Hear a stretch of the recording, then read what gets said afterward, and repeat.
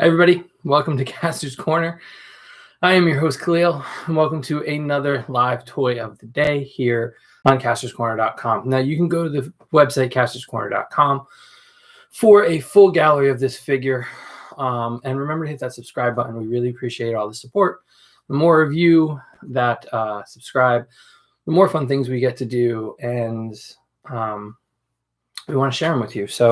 And I've already dropped something. I haven't even started the review yet.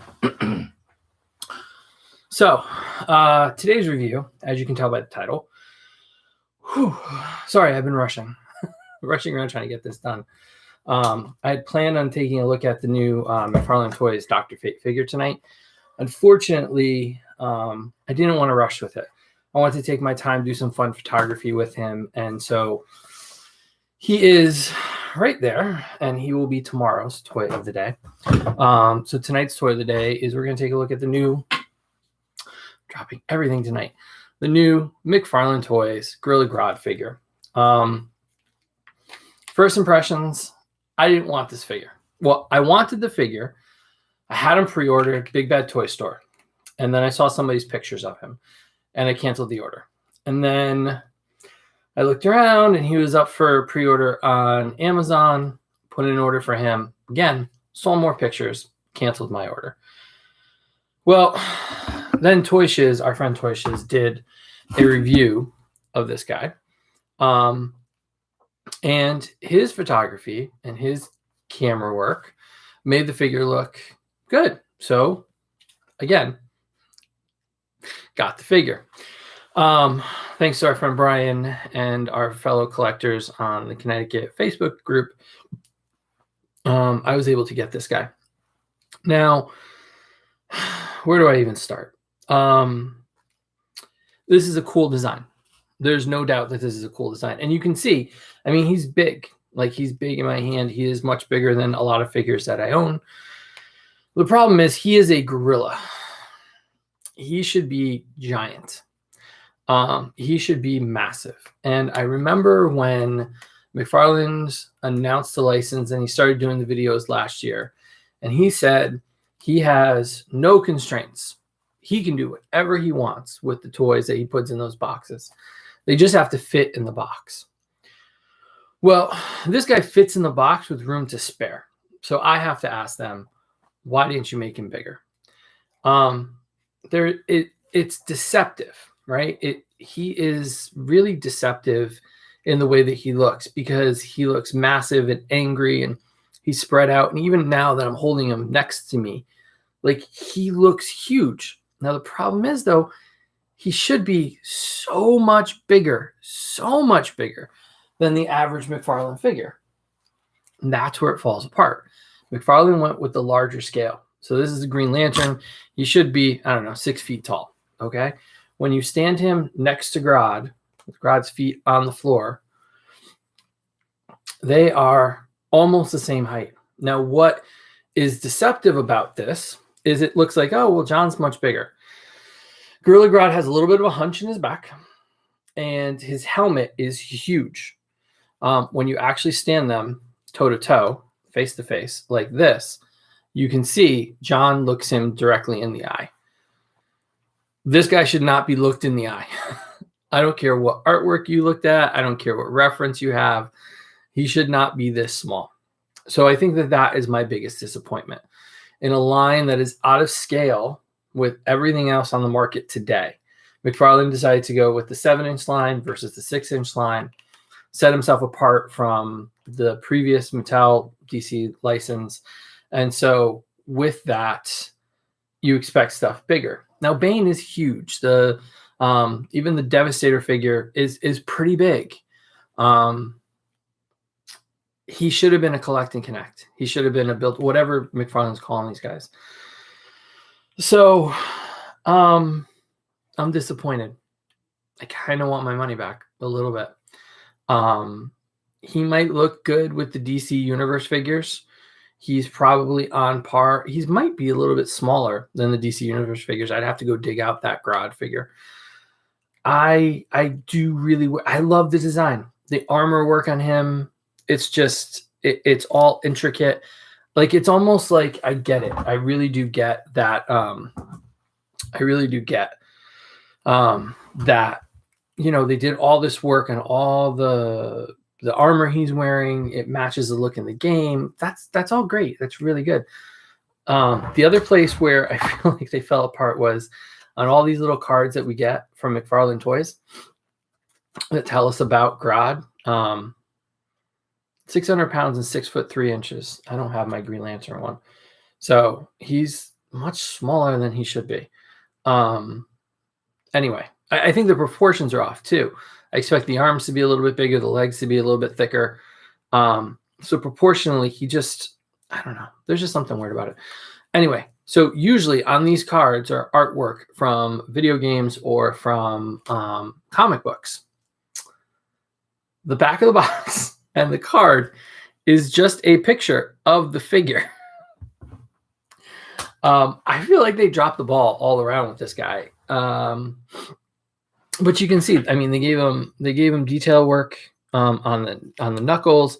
They gave him toe jewelry. They gave him a horn head. They gave him all the detailing on the helmet. I saw somebody repaint the figure and the armor to cut down all the gold. I think that was a good move. Even like a dry brush over the gold will give it a little more depth because it's just solid plastic, bronzy, goldy looking materials. So I don't know. I think it's okay. I don't think it's the best offering they've had. John was certainly better.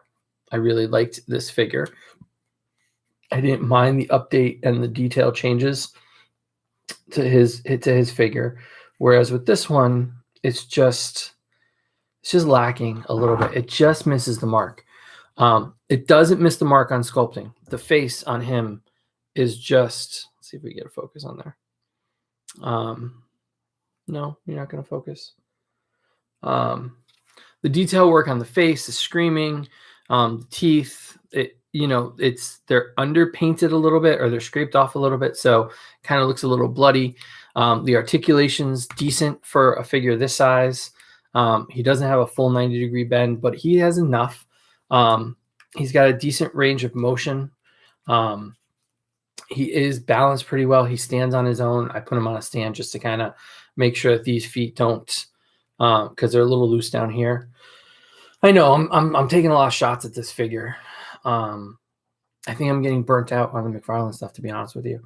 And it's just because I think year 2 we expected a higher quality or something different. We were hoping for something different, and I don't think they're delivering on a lot of levels. And I know that that's kind of crappy to say.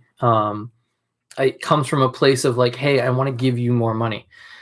I don't want to be soured on this. Like the flash from this wave, which I did not pick up, was under detailed and oversized. So I think that really soured it too. It's like they undersized him and they oversized the Flash, and so between the two, kind of hurt it overall. I'd like to see them expand. I'd like to see a Captain Cold or a Captain Boomerang, Mirror Master, or other rogues from Flash's Rogues Gallery. There's so many more to choose from, but we're not getting them. We're getting Jokers. We're getting Wonder Womans. We're getting Supermans. We're getting a lot of Batmans. And I think the rest of the DC universe is kind of falling apart. And then Mezco goes and produces a figure like that. And you're like, well, we can put our money in other places. And I think that that's what we might start seeing. I don't know. I've had at least 3 people come to me this week and say, this might be one of my last figures. Like, it looks cool. It's nice, but the buyer's remorse is real for this stuff. And so when there's better quality on the market, or we're just kind of running out the clock, because Warner Brothers gave McFarlane a 3-year deal, and we don't know if they're going to renew it or not. This is year 2. I'm sure we'll find out sometime next year.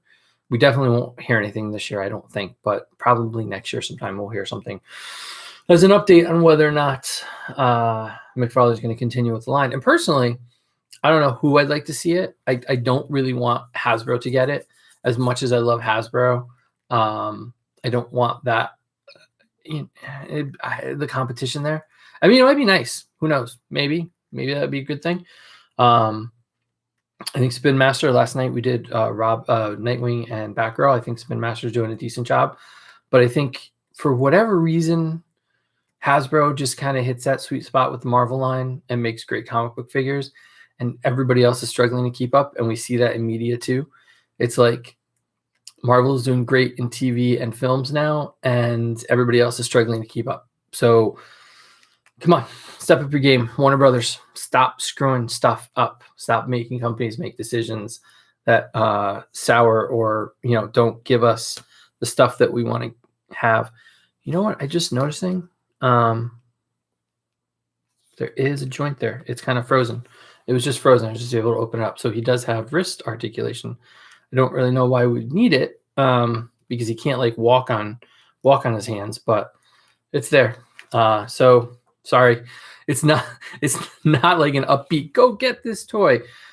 If you like Gorilla Grodd, if you like the Flash and you want a different representation of him, great. If you want to pair him with a smaller scale figure, perfect. I think I stuck him next to a Marvel Legend. This is the scale we were expecting, not up here. We're expecting down here. So, he might look good with the DC Multiverse line from Mattel is where you might fit him with an updated look. I think that's a better choice than putting him with the actual Multiverse line that we have. So he's not a bad figure in that respect, but as part of this DC Multiverse line from McFarlane, it just misses the mark. So he's showing up at Targets right now, Big Bad, and Amazon is also shipping him if you really want to get him. I wouldn't recommend skipping him if you're a fan of the character, but just know what you're getting when you get into it. It's kind of like with the Phantom back there. Like I knew what I was getting when I got into it. So I knew what I was getting when I got into it. And so I think that you should know what you're getting into if you get it too. Thank you guys for watching. Remember to follow us. We are at Kastor's Corner on all social media. Go to kastorscorner.com for a close-up of this guy and take a look at all his armor. You can also listen to us on the Cornercast podcast on Apple Podcasts this week with our friend Lacey Gillian, talking collecting, the pandemic, Star Wars, all that fun stuff. And remember to subscribe. The more of you that subscribe, the more cool things we get to do, and then we get to share them with you. And really, that's the reason why we do this stuff, to share it with you and pass along the information. Thank you guys for watching, and we'll see you tomorrow night with Doctor Strange.